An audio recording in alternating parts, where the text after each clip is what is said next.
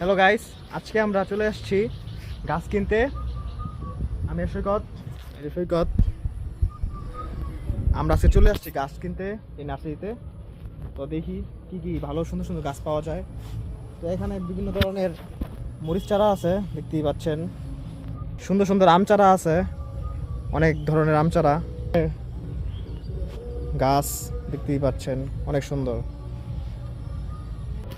তো আমরা এখন দেখি কোন গাছটা ভালো লাগে, তো আমরা ওই গাছটা কিনবো।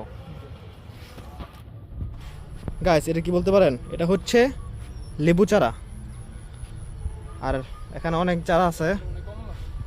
কি এটা হচ্ছে কমলা গাছ চারা। এই দেখতে পাচ্ছেন গাছ, একটা কমলা ধরেছে এই কমলা গাছে।